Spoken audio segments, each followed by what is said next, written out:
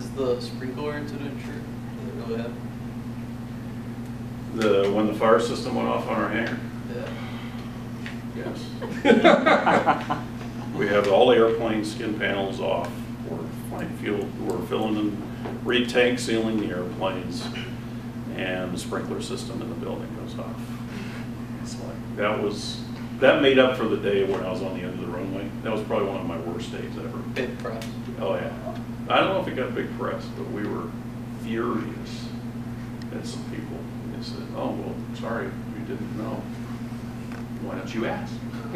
That would have been too much effort. No, the fire suppression system dumped into open fuel bays on our airplanes with the tanks all open, so they filled them up with water. It took us about a week and a half to clean them all out, get all dried out, mopped out. But, hey, welcome to flight test. Yeah. It's kind of fun. Do you know how they solved the leakage problem? I know they said that they tested the planes down on the ground at like 600 degrees, but do you know what they did to actually fix that so they wouldn't leak during flight? Nothing. No, they didn't do anything else. They just left it like that? No, the airplane was designed to expand, yeah. About 9 inches and about 3 inches side to side. So if you look at the bottom surfaces, they're corrugated, Mm-hmm. and that's to stiffen it up a little bit. But the idea was with the fuel tank sealant that we were using, that material would stretch. Okay. So the original program team, you run into a limit of, okay, here's how far we can get. If you want it better, then we have to redesign the airplane. You want the capability, so we'll just live with that. As a result, some of the stories that I heard, and again, this was well before my time, crew chiefs back then were smoking. It's like, okay, no big deal. Right into the fuel tank, right into the dripping fuel pan. Well, the flash point of the fuel was so much higher than a lit cigarette, there was really no danger. I mean, it was slippery and slimy, and you get it on your shoes and you're gonna go slip sliding around the hangar floor. But other than that, it really wasn't, and other than the leakage problem, once it got up to speed, the airplane would grow and most of the tanks would seal up. But if you look at any of the pictures of it in flight or during a refueling, usually the in-flight pictures are from the back end of the airplane as it's coming up for refueling. You'll see fuel streaks. The litho, I think if you guys got that, you'll see some black, darker black streaks off to the side on the co-pilot, on the right-hand side of the airplane. That's fuel leaking out. But there's quite a bit of fuel on the tank, and as they said before, if you go a little bit faster, you're becoming much more efficient from a fuel consumption standpoint. So it works. So obviously they planned in then. So Yeah. like you knew how much it would leak between takeoff or approximates? You knew approximates, and the thing was the fuel gauges systems and the CG, you could watch the airplane, and it wasn't going to be leaking that badly. One of the other anecdotal stories is they had a refueling in the med, and somehow, some way, they noticed that it was dumping quite a bit more fuel than normal. And they told the pilot, he goes, I'm looking at the gauges, it looks about right. No, we're pumping in more than you're reading off. Oh, okay, well then he disconnected, got a reading on the fuel gauge and came in and landed. Well, there was a gash in the top of the airplane and it was just flying out.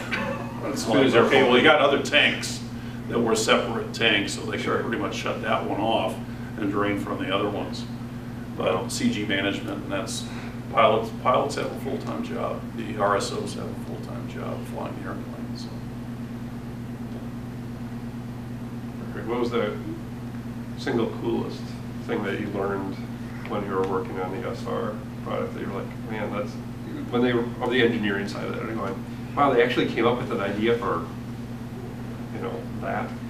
One of the things that absolutely amazed me about the airplane was the technology.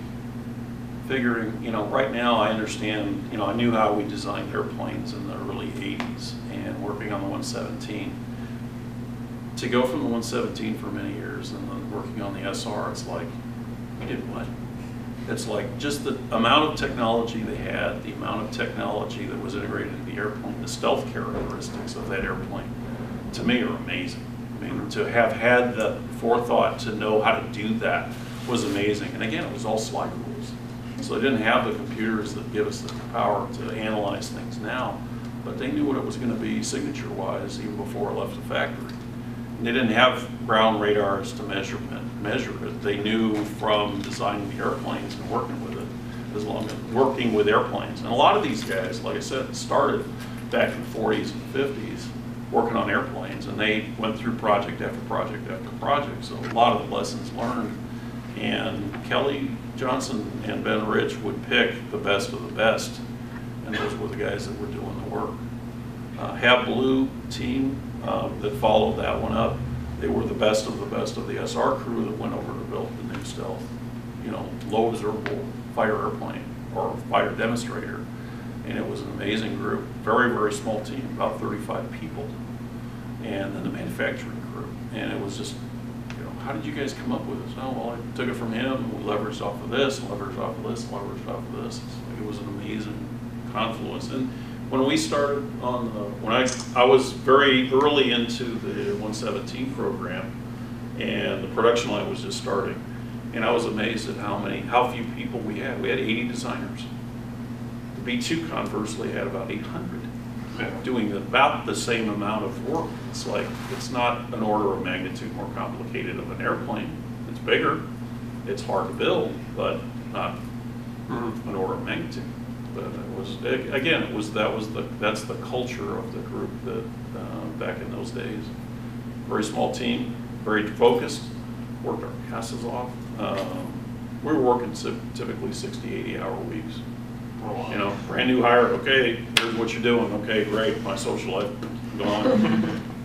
but the gratification was there. It was a lot of fun. We saw progress being made very quickly, and it was gratifying to know what we were doing was going to make a difference. You must have had a big feeling of pride when you saw the 117 in action. Yeah. The first time. Panama. Well, yeah. Hearing about the Panama, yeah. that was pretty nice to know that it was trusted by President Bush to go in and get start the Gulf War II.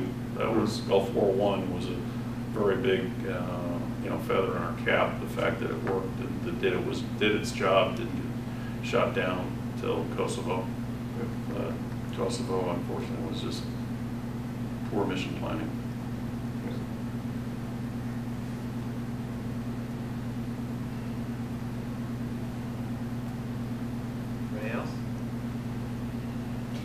Well, I work with kids, and so we ask all the time, because when kids are interested in this sort of thing, what was your background?